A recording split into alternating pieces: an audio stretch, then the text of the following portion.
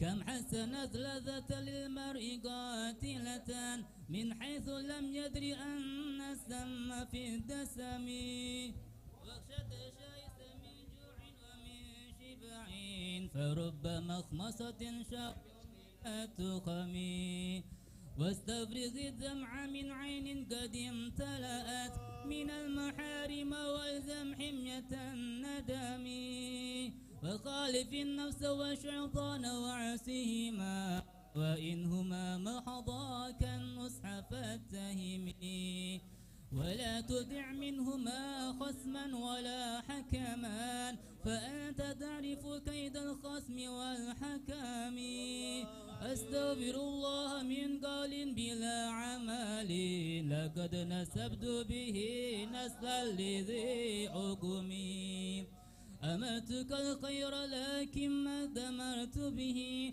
وما استقمت فما قولي لك استقيمي ولا تزودت قبل الموت نافلة ولم أصلي سوى فردي ولم أسمي اللهم صل وسلم وبارك عليه وأجمل منك يا حبيبي لم ترى قط عين وأكمل منك يا محمد وأكمل منك يا محمد لم تلد النساء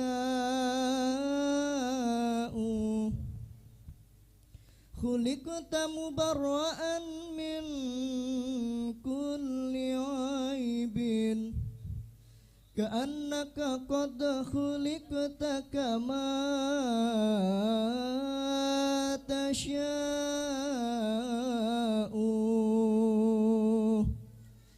يا حبيبي يا رسول الله يا رسول الله إني أحبك فاقبلنا يا رسول الله يا رسول الله عندما بك يا رسول الله يا رسول الله وانظر إلينا يا رسول الله قمرون قمرون قمر سيدنا النبي قمر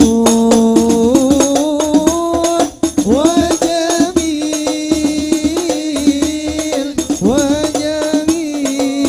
وجميل وجميل سيدنا النبي وجميل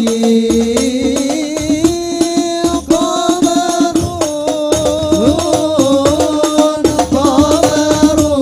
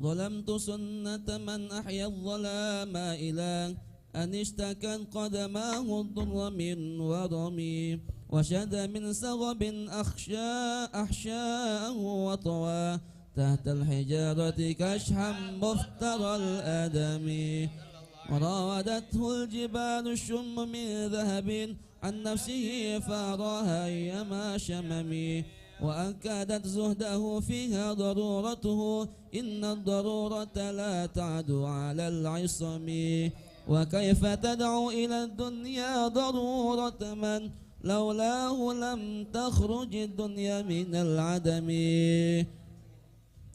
محمد سيد الكونين والثقلين والفريقين من عرب ومن عجم نبينا الآمر النهي فلا أحد أبر في قول لا منه ولا نعم هو الحبيب الذي ترجى شفاعته لكل هول من الأهوال مقتحم دعا إلى الله فالمستمسكون به مستمسكون بحبل غير منفصم فاق النبيين في خلق وفي الخلق في خلق ولم يدادوه في علم ولا كرم وكلهم من رسول الله ملتمس غرفا من البحر أو رشفا من الديم وواقفون لديه عند هدهم من نطفة العلم أو من شكلة الحكم فهو الذي تم معناه وصورته ثم اصطفاه حبيبا بارئ النسم منزة عن شريك في محاسنه فجوهر الحسن فيه غير منقسم دع ما ادعته النصارى في نبيهم واحكم بما شئت مدحا فيه واحتكم وانسب إلى ذاته ما شئت من شرف وانسب إلى قدره ما شئت من عظم فإن فضل رسول الله ليس له حد فيعرض عنه ناطق بفمه لو ناسبت قدره آيته عظما أحيا اسمه حين يدعى دارس الرمم لم تمحننا بما تعي العقول به حرصا علينا فلم نرتب ولا نهم أعيا الورى فهو معناه فليس يرى في القلب والبعد في غير منفحم كالشمس تظهر للعينين من بعد صغيرة والطرف من أمامي وكيف يدرك في الدنيا حقيقته قوم نيام نسلوا عنه بالحلم فمبلغ العلم فيه أنه بشر وأنه خير خلق الله كلهم وكل آية الرسل كرام بها فإنما اتصلت من نورهم فإنه شمس فضل همها كواكبها يظهرن أنوارها للنيس في الظلم أكرم بخلق نبي زانه خلق بالحسن مشتمل بالبشر متسم كالزهر في طرف والبدر في شرف والبحر في كرم والدهر في همم كأنه وهو فرد من جلالته في عسكر حين تلقاه وفي هشم كأنما اللؤلؤ المنكون في صدف من معدن منطق منه ومبتسم لا طيب يعد تربا ضم أعظمها والطوب المنتشك منه وملتثم اللهم صل وسلم وبارك عليه. اللهم صل وسلم وبارك عليه وعلى آله. أبان مولده أنتي بأنصره ياتي بمبتدأ منه ومختتم يوم تفرس فيه الفرس أنهم قد أنذروا في خلول البؤس والنقم وبات إيوان كسرى وهو منصدئ كشمل أصحاب كسرى غير ملتئم والنار خامدة الأنفاس من أسف عليه والنهر ساهي العين من سدم وساء وتاء غادت بخيراتها وردا واردها بالغيظ حين زمي كأن بالنار ما بالماء من بلل حزنا وبالماء ما بالنار من ضرمي والجن تختف والأنوار ساتئة والحق يزهر من معنى ومن كلم أمو وسمو فإعلان البشائر لم تسمع وباركة الإنذار لم تشمي من بعد ما أخبر الأقوام كاهنهم بأن دينهم المؤوج لم يكن وبعدما عينوا في الأفق من شهب منقدة وفق ما في الأرض من صنم حتى غدا عن طريق الوحي منحزم من الشياطين يقفو إثر منحزم كأنهم خربا أبطال أبرهة أو عسكر بالحصى من راحتي كرمي نبزا به بعد تسبيح ببعتنهما نبز المسبح من أخشاء ملتكم اللهم صل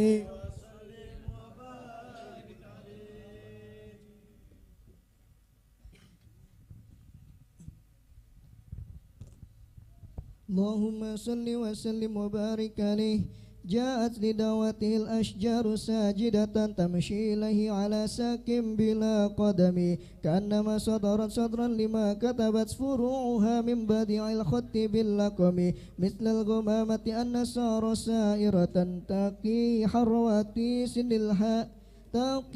حرواتيس الهجير حمي أقسمت بالقمر المنشق إن له من قلبه نسبة مبرورة القسم وما حوى الغار من خير ومن كرم وكل طرف من الكفار عنه عمي فالصدق في الغار والصديق لم يرما وهم يقولون ما بالغار من أرمي ظن الحمام وظن العنكبوت على خير البرية لم تنسج ولم تحمي وقاية الله أغنت عن مضاعفة من الضروع وعن عال من الأتم ما سامني الدار دائما واستجرت به إلا ونلت جوارا منه لم يضم ولا التمست غنى الدارين من يده إلا استلمت الندى من خير مستلم لا تنكر الوحي من رؤياه إن له قلبا إذا نامت العينان لم ينم وذاك حين بلوغ من نبوته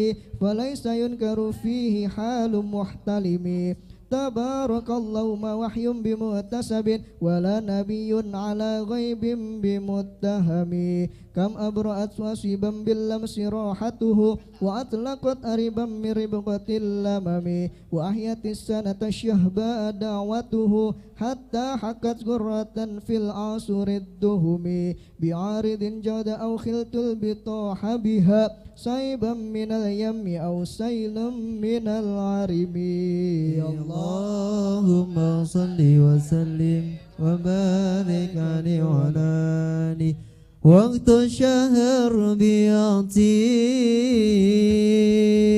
الحلال صفا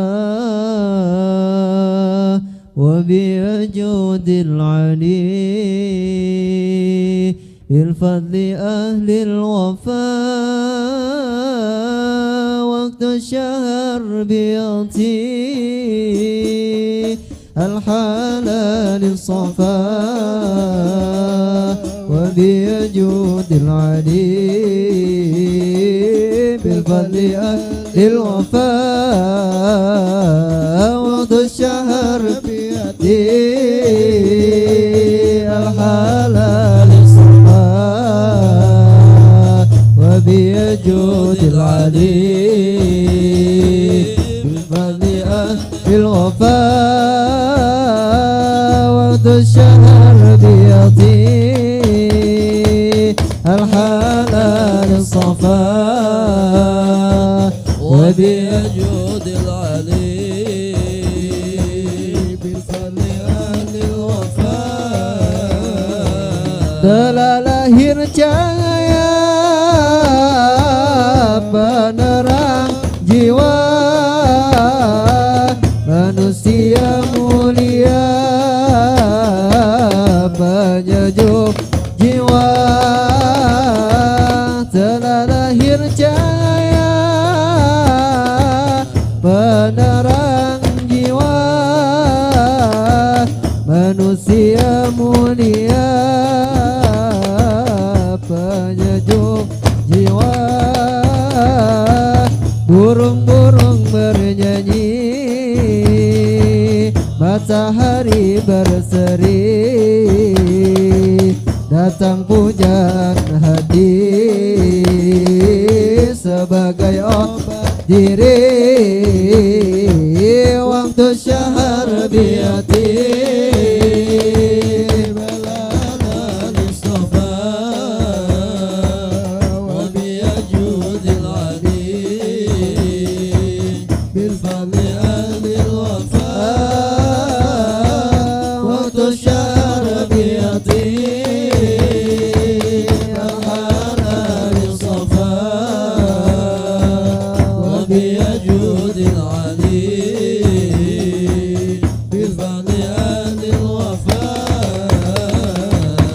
malaikat memuji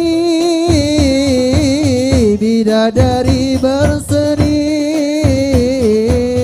menyebut sang nabi dari Allahu Rabbi malaikat memuji bidadari berseri menyebut sang nabi dari Allahu Rabbi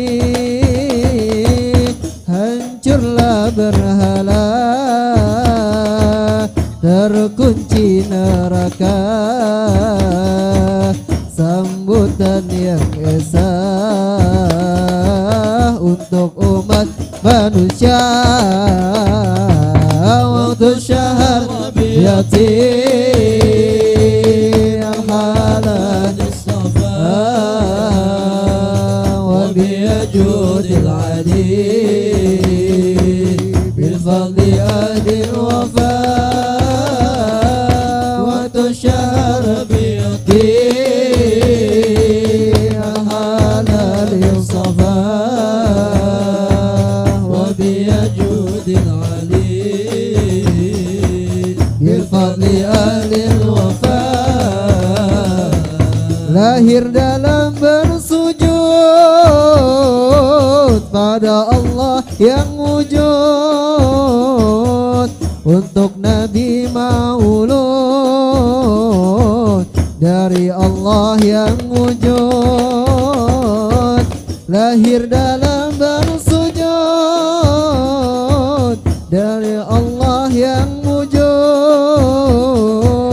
untuk Nabi maulud dari Allah yang wujud sungguh besar terasa bagi umat manusia ada Nabi yang mulia dari Allah Ta'ala waktu syahad biati al-halal وبيجود العلي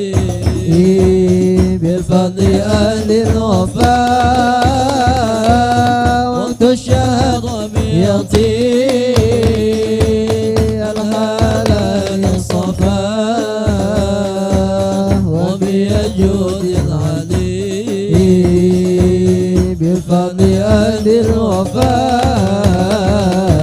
Salam-salam padamu dari tempat yang jauh, untuk cinta yang utuh, semua karena rindu. Salam-salam padamu dari tempat yang jauh, untuk cinta yang utuh, semua karena rindu. Alhamdulillahi wa kafa ala nabil mustafa.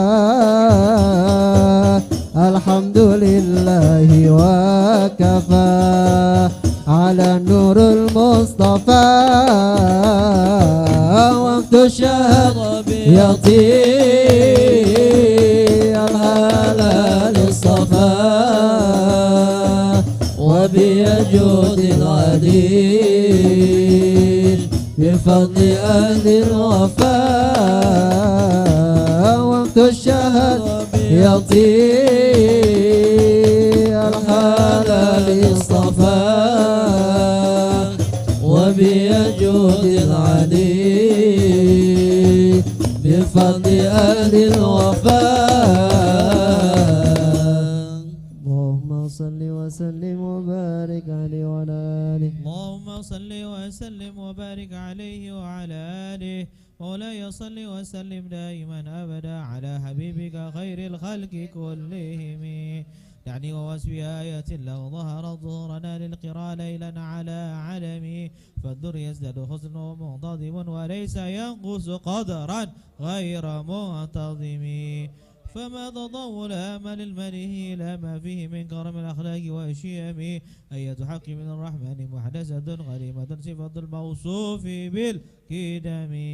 لم تقدر من الزمن وهي تخبرنا عن المعاد وعن عاد وعن يرمي. لمن لدينا فقد كل معجزة من النبيين إذ جاءت ولم تدم. محكمات فما يبقين من شبه لذي شقاق ولا يبغين من حكم. ما حربت قط إلا عاد من حرب أعاد الأعادي إليها ملقيا سلمي. ردت بلاغتها ومحارض أراد الغيور يد الجهاد عن الحرم. لها معاد كموج البحر في مدد وفوق جوهره في الحسن والقيم. فلا تعد ولا توصى عجائبها ولا تسام على الإكسار بالسام. قرت بها عين قارها فقلت له لقد ظفرت بحبل الله فاعتصمي. إن تتلوى خفة من حر نار لظى أدفعت حر لظى من ورها شبمي. كأن الحوض تبيض الوجوه به من العصاة وقد جاءوه كالحمم. وكالصراط وكالميزان معدلة في القسط من غيرها في الناس لم يكن. لا تجبل لحسود راح ينكر هذا جهلا وهو عين الحاذق الفهم. قد تنكر العين ضاع الشمس من رمد وينكر الفم طعم الماء من سقم.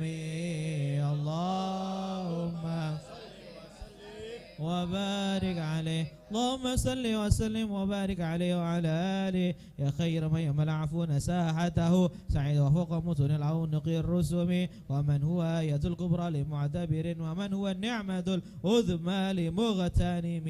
صريت من حرم ليلا إلى حرم كما صلى البدر في داج من الظلم. وبت ترقى إلى أن نلت منزلة في قاب قوسين لم تضرك ولم ترم. وقدمتك جميع الأنبياء بها ورسل تقديم مخدوم على خدم. وأن تخترق السبع اتباق بهم في موكب كنت فيه صاحب العالم. حتى إذا لم تدع شهوا لمستبق من الدنو ولا مرقا لمستنم. حفظت كل مقام بالإضافة نوديت بالرفع مثل المفرد العالمي. كيما تفوز بوصل أي مستطير عن العيون وسر أي مكتتم فخسن كل فخار غير مشترك وجست كل مقام غير مزدحم وجل بالدار ما وليت من رتب وعز إدراك ما وليت من نعم بشرى لنا معشر الإسلام إن لنا من العناية ركنا غير منهدم لما دعا الله داعنا لطاعته بأكرم الرسل كنا أكرم الأمم اللهم صل وسلم وبارك عليه وعلى آله.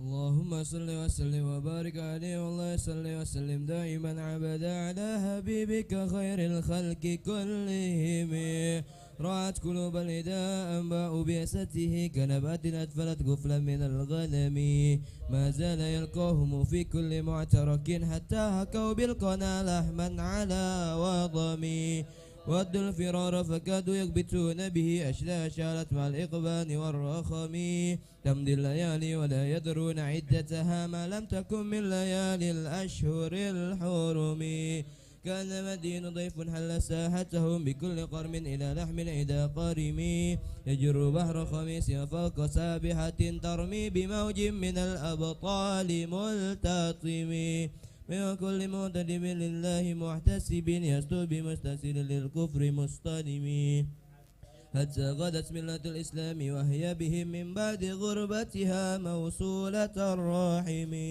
مكفولة أبدا منهم بخير أب وخير بال ولم تيتم ولم تيم هم الجبال فسل عنهم مصادمهم ما ضرع منهم في كل مصطدم وسل حنين وسل بدر وسل أحدا فسول حتف لهم أدهى من الوخم المصدر البيد حمرا بعدما وردت من الهدى كل مسود من الإمام والكاتبين بسمر الخط ما تركت أكلامهم حرف جسم غير منعجم شاكي السلاح لهم سيما تميزهم والورد يمتاز بالسيما عن السلام تودي إليك رياح النسر نشرهم فتذهب زهرا في الأكمام كل كمي كأنهم في ظهور الخير نبت ربا من شدة الحزم لا من شدة الحزم صارت قلوب العدا من باتهم فرقا فما تفرق بين البهم والبهم وما تكن برسول الله نصرته إن تلقه الأسد في آجامها تجمي ولا ترى من ولي غير منتصر به ولا من عدو غير منقسم أهل أمته في هرز ملته كالليس حل مع الأشبال في آجم كم جدلت كلمات الله من جدل فيه وكم خسم البرهان من خسم كفاك بالعلم في الأم معجزة في الجاهلية والتأديب في اليتم الله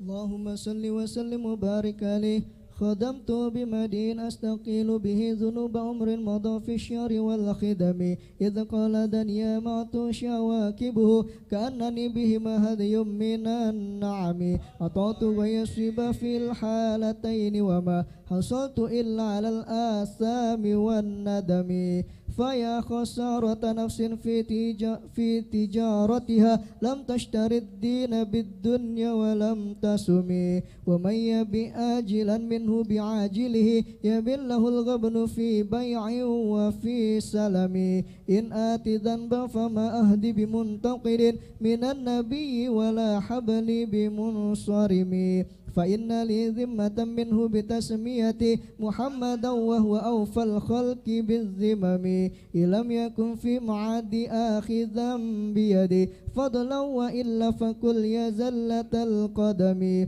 حاشاه أن يحرم الراجي مكارمه أو يرجع الجار منه غير محترم ومنذ ألزمت أفكار مدائحه وجدته لخلاص خير ملتزم ولن يفوت الغنى منه يدا تربت إن الحياة ينبت الأزهار في اللكم ولم أرد زرة الدنيا التي اقتطفت يد زهير بما أثنى على هرمي. اللهم صل وسلم وبارك عليه وعلى آله. اللهم صل وسلم وبارك عليه يا أكرم الخلق ما لمن ألوذ به سواك عند حلول الحادث العميم ولن يضيق رسول الله جاهك بي إذا الكريم تجلى باسم منتقم فإن من جودك الدنيا وضرتها ومن علومك علم اللوح والقلم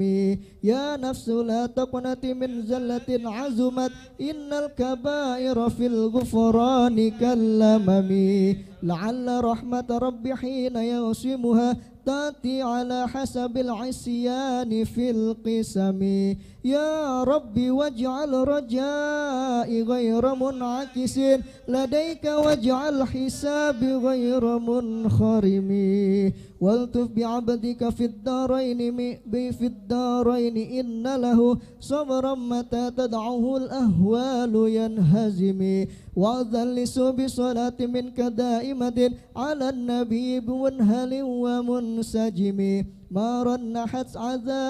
ما رنحت عذبات الباني ريح صبا وأطرب العيس حاد العيس بالنغم ثم الرضا عن أبي بكر وعن عمر وعن علي وعن عثمان ذي الكرم والآل والصحب ثم التابعين فهم أهل التقى والنقى والحلم والكرم يا ربي بالمصطفى بلغ مقاصدنا واغفر لنا ما مضى يا واسع الكرم واغفر إلهي لكل المسلمين بما يتلوه في المسجد الأقصى وفي الحرم بجاه من بيته في طيبة حرم واسمه قسم من عظام القسم وهذه بردة المختار قد ختمت والحمد لله في بدء وفي ختم أبياتها قد أتت 60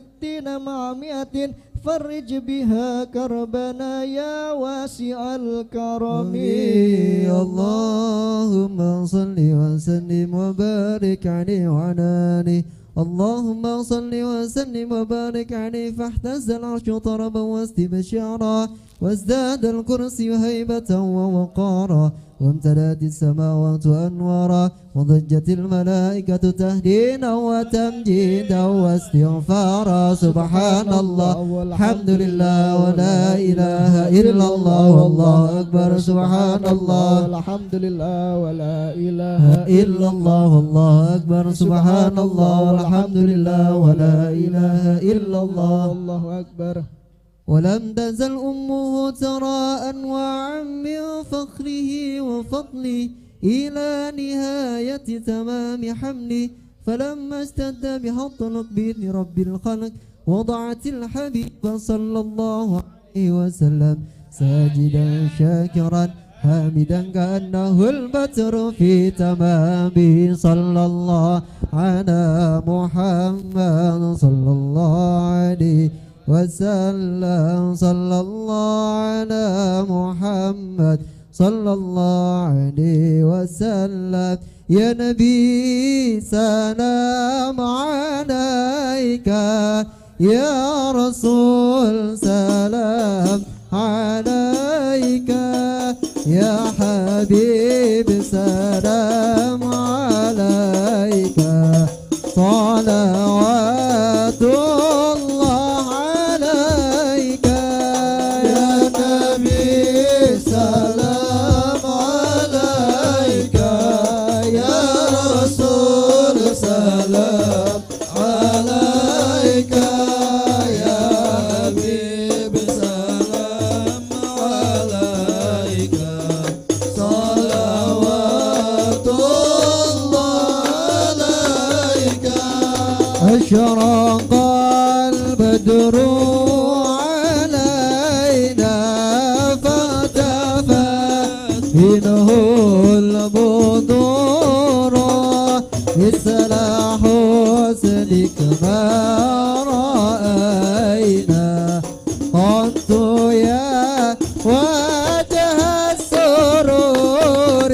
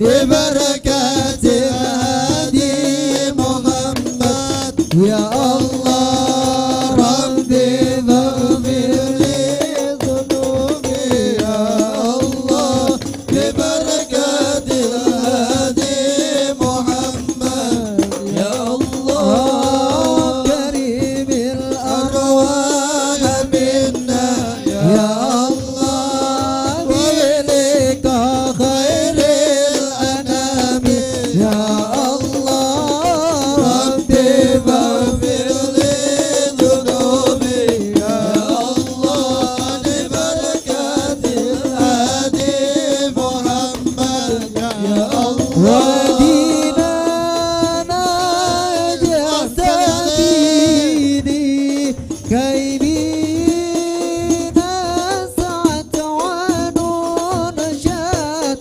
ربي بلغنا بجاهي في جواري غير مقطع طلع البدر علينا من ثنيات الوداع وجب السكر علينا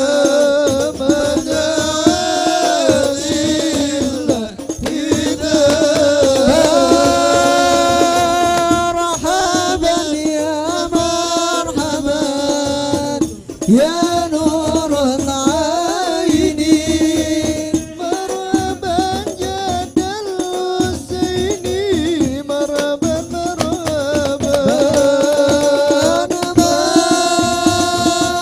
مرحبا يا مرحبا يا نور العين مرحبا جد الحسين مرحبا مرحبا على محمد صلى الله عليه وسلم صلى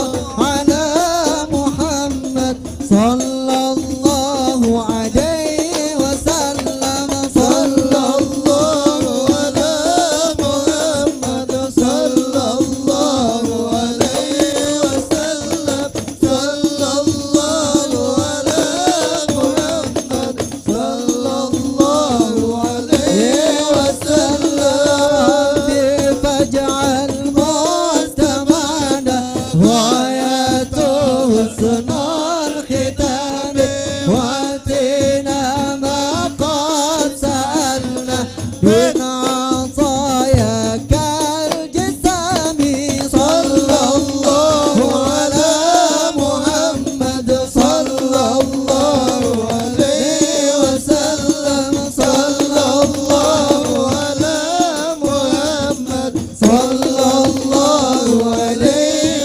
وسلم صلاة الله تغشى الشرف الرسل محمد وسلام مستمر كل حين يتجدى صلى الله على محمد صلى الله عليه وسلم صلى الله على محمد وعلى آله وصحبه اللهم صل وسلم وبارك عليه وعلى آله. Alhamdulillahirrabbilalamin. Nah, sama-sama tadi kita bacakan pembacaan doa wali kubur. Mudah-mudahan doa-doa yang dipanjatkan pahala disampaikan oleh orang-orang tua kita, guru-guru kita yang telah berpulang ke rahmatullah. Mudah-mudahan Allah sampaikan, Allah jadikan kuburnya radhah min riyadil jannah. Amin ya rabbal alamin. Dan pembacaan maulid burdah yang barusan saja sama-sama kita bacakan, bacaan maulid Nabi Baginda Muhammad sallallahu alaihi wasallam di hari yang Sayyidul Ayyam sekaligus malam Baginda Nabi Muhammad dilahirkan 12 Rabiul Awal, tepat pada malam hari ini. Mudah-mudahan kita menjadikan wasilah kita mendapat syafaatnya di yaumil qiyamah kelak. Amin amin ya rabbal alamin. Para jamaah yang dirahmati Allah Subhanahu wa taala, marilah sama-sama kita dengarkan pelajaran ataupun pesan-pesan ilmu yang akan disampaikan oleh guru kita kepada guru kami Al-Ustaz Iskandar Zuhdi LC. Padanya kami persilahkan. Sallu ala Muhammad.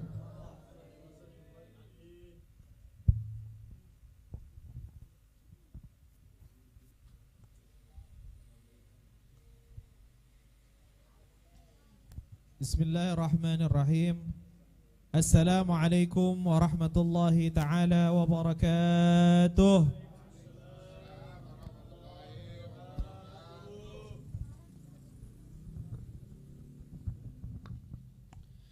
Alhamdulillah, alhamdulillahilladzi bi ni'matihi tatimmus shalihat.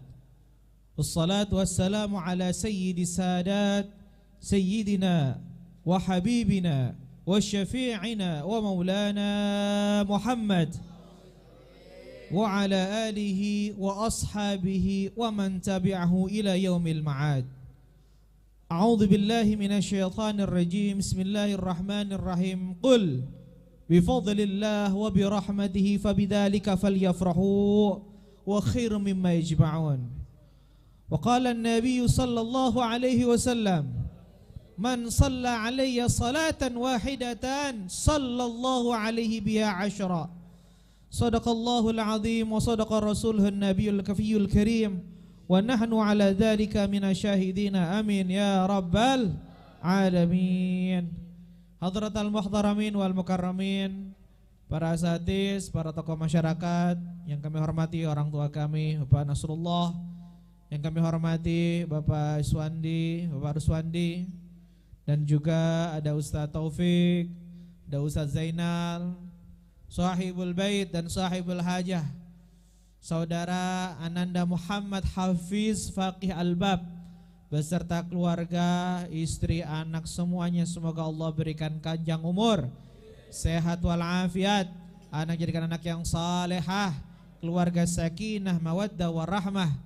Yang kami hormati ada abang-abang kami di sini, ada Abang Mustafa Al-Gadri, ada Abang Ipul, ada abang-abang yang di luar, ada Bang Hendra, ada Bang siapa lagi?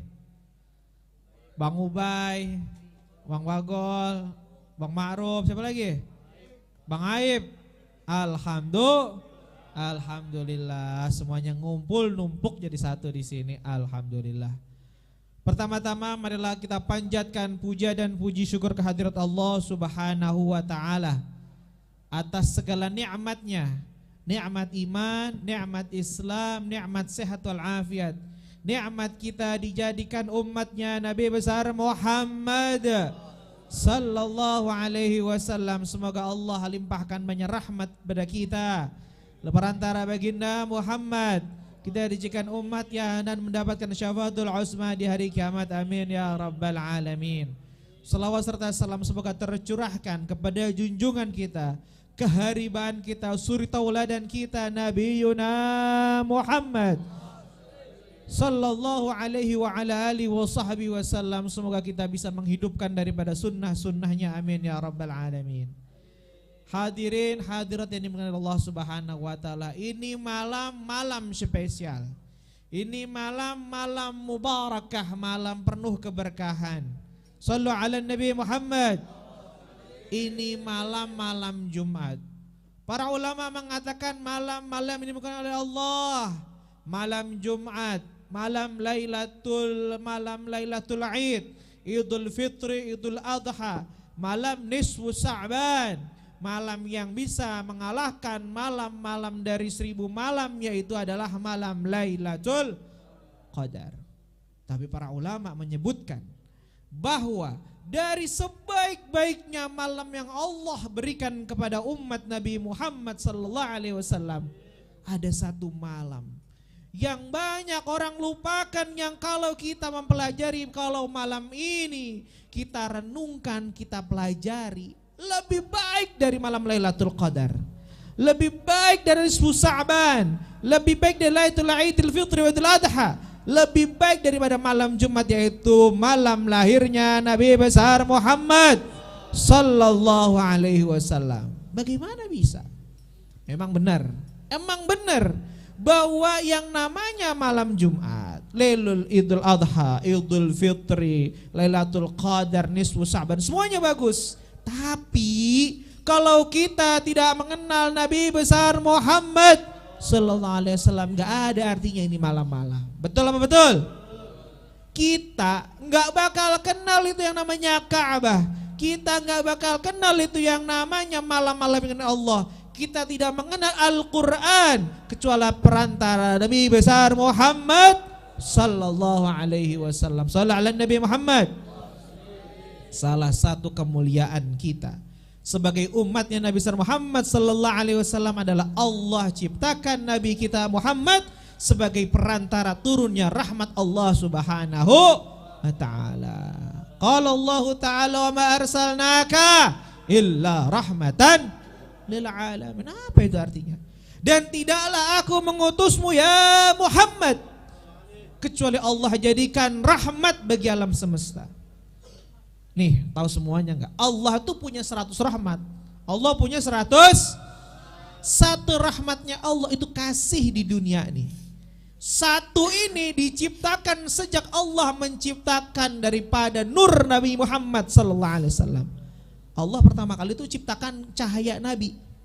Allah ciptakan langit dan bumi, Allah ciptakan neraka, Allah ciptakan sorga, Allah ciptakan iblis, Allah ciptakan hayawan, tumbuh-tumbuhan, dan yang akhir Allah ciptakan adalah Nabi Adam alaihi salam. Itu adalah ciptaan terakhir.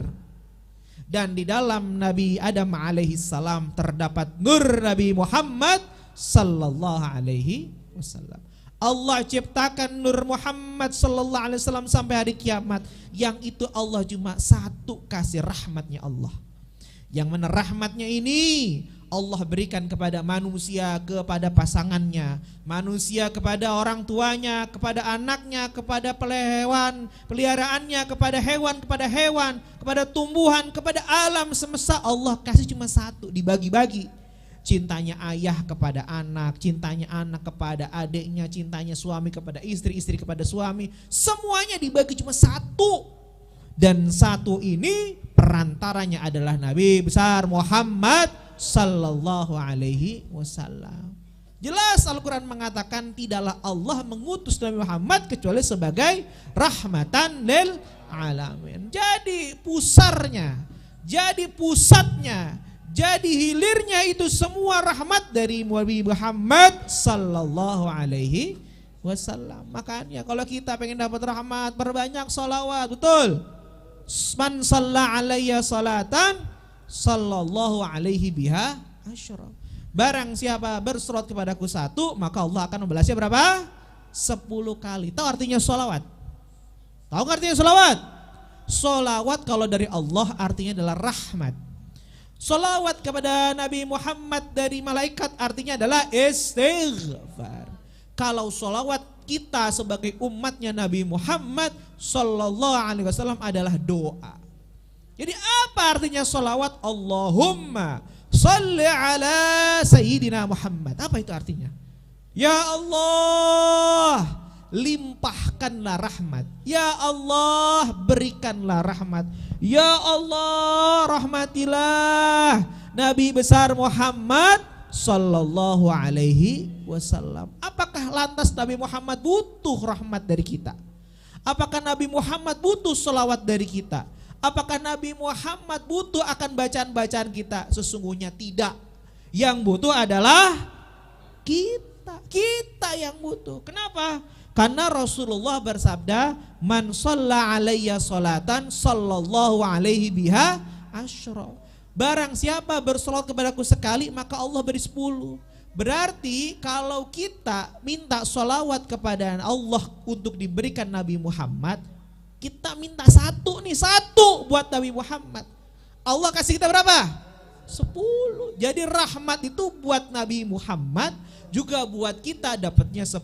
Amin ya rabbal alamin. Makanya benar tuh, wa ma arsalnaka rahmatal alamin, artinya bahwa sholawat itu adalah rahmatnya Allah kepada Nabi Muhammad dan kepada umat Nabi Muhammad sallallahu alaihi wasallam. Nih pertanyaannya nih, kalau kita menghadap Allah, anak-anak kita, orang tua kita, semuanya menghadap Allah. Nih kita nih kalau udah di yaumul hisab, apa tahu namanya yaumul hisab? Hari catatan tuh disebutin semua. Apa yang kita harapkan? Rahmatnya Allah Subhanahu wa ta'ala. Dulu zaman sebelum Nabi Muhammad, Rasulullah bercerita, ada salah satu umat dari umatnya nabi-nabi terdahulu, hidupnya 500 tahun. Ketika Allah panggil dia, Allah suruh dia masuk surga, Allah tanya itu, wahai fulan, masuklah engkau ke surga karena rahmat aku berikan kepadamu. Dia nyeletuk, ya Allah, aku ini masuk surga karena ibadahku ya Allah. Pagi, siang sampai sore dia puasa, malamnya dia sholat tahajud dan seluruh ibadahnya dia lakukan 500 tahun. Nah kita dikasih umur 50, alhamdulillah, 60, alhamdulillah, 70 udah bonus banyak. Ini berapa? 500 tahun buat sholat, buat puasa, buat sedekah, semuanya. Apa kata Allah? Ya malaikat, sini timbang, gini orang timbang amal solehnya dengan kenikmatan yang aku berikan. Ditimbang, nikmat yang aku berikan hanya mata, timbang. Apa yang terjadi? Jauh nikmat yang diberikan Allah pada fulan berupa mata jauh mengalahkan daripada amal ibadahnya orang tersebut. Maka kita mohon pada Allah, ya Allah, di malam yang mulia ini, malam Jumat bersekaligus malam kelahiran Nabi Muhammad sallallahu alaihi, Allah limpahkan banyak rahmat kepada kita.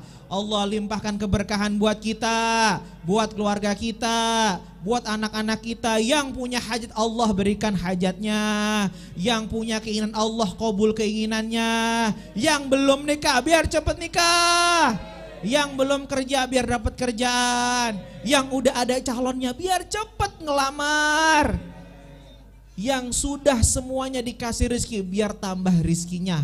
Allah berkah rizkinya, semua beri kemudahan kelancaran. Wabil khusus saudara Fakih diberikan keluarga sakinah mawaddah warahmah. Allah permudah ini urusannya, bangunannya, semuanya dipermudah oleh Allah. Rizkinya datang dengan keberkahan. Semua keluarga besar, jamaah hadirin hadirat, Allah berikan banyak limpah rahmat, barakah, inayah, maslahah fid dini wa dunya wal akhirah. Amin ya rabbal alamin. Hadanallahu wa iyyakum ajma'in, wallahul muwafiq la aqwamit thoriq. Summa assalamu alaikum warahmatullahi taala wabarakatuh.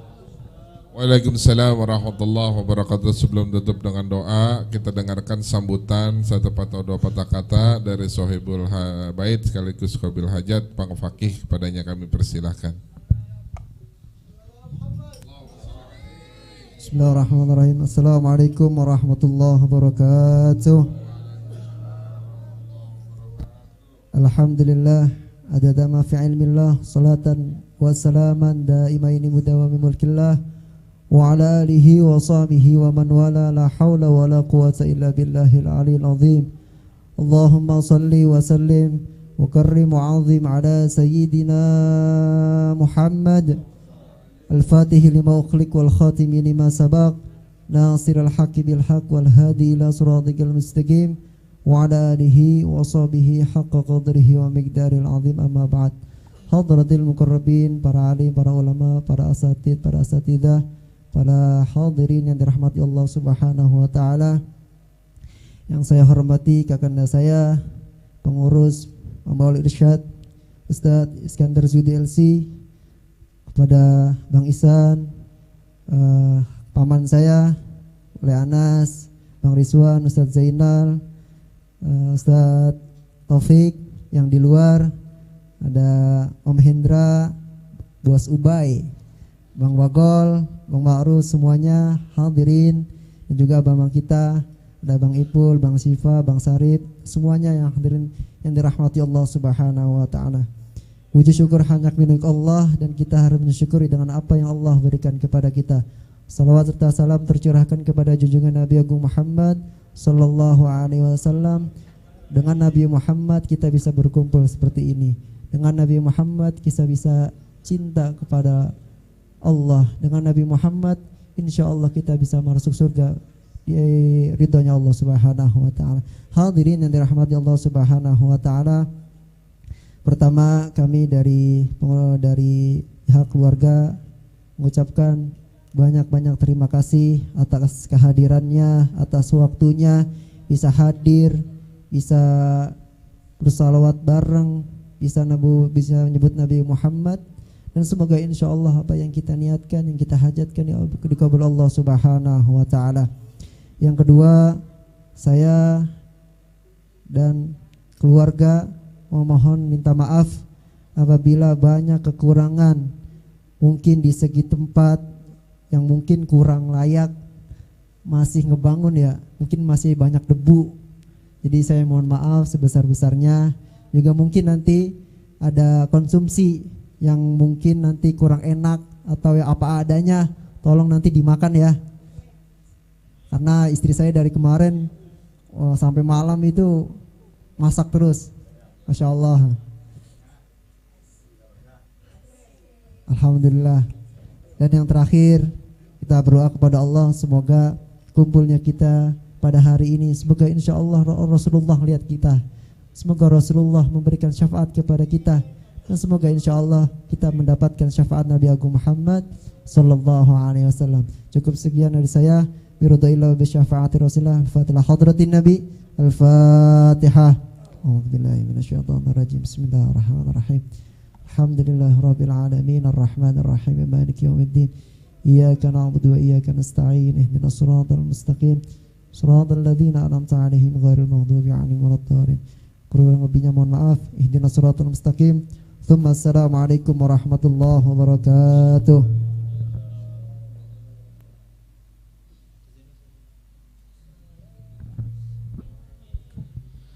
Astaghfirullahaladzim, lakal hamdi ya Allah ya maulana ya ma'abdullah, salli wa sallim ala sayyidina Muhammad wa ala sayyidina Muhammad wa radiyallahu ta'ala an kulli sahabati rasulillah ajma'in. Allahumma bihaqqil Fatihah wa bisirril Fatihah wa bikramatil Fatihah wa bimu'jizatil Fatihah ya farijal ham ya kashifal gham ya man li'abdi yaghfir yarham. Iftah lana abwabal khair, abwabal ni'mah, abwabal salamah, abwabal afiyah, abwabal barakah, abwabal jannah. Allahumma ya dafi'al bala ya Allah ya Rahman ya Rahim. Da'wahum fiha subhanakallahumma wa tahiyyatuhum fiha salam wa akhiru da'waman alhamdulillahi rabbil alamin. Alhamdulillahirabbil alamin. Telah sama-sama kita ikuti acara dari awal hingga akhir.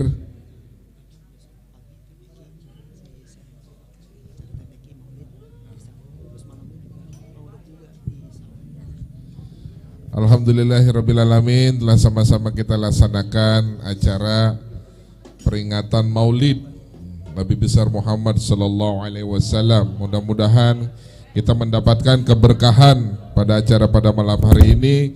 Mudah-mudahan semuanya urusan-urusan kita dipermudah oleh Allah Subhanahu wa taala. Amin ya rabbal alamin. Kami informasikan para jamaah untuk besok juga ada Maulid juga di Surau besok pagi RPQ. Terus malamnya juga sama. Insya Allah emang kita lagi bulan Maulid. Jadi mudah-mudahan dengan banyaknya Maulid Allah jaga kampung kita, Allah amankan desa kita, kampung kita semuanya. Biarin kalau yang rusuh-rusuh yang jauh-jauh aja dah. Insya Allah kampung kita, kampung Ciganjur, Cipedak Allah jaga biar aman ya. Dari saya ikhwanul kalam, billahi taufik wal hidayah. Wassalamualaikum warahmatullahi wabarakatuh.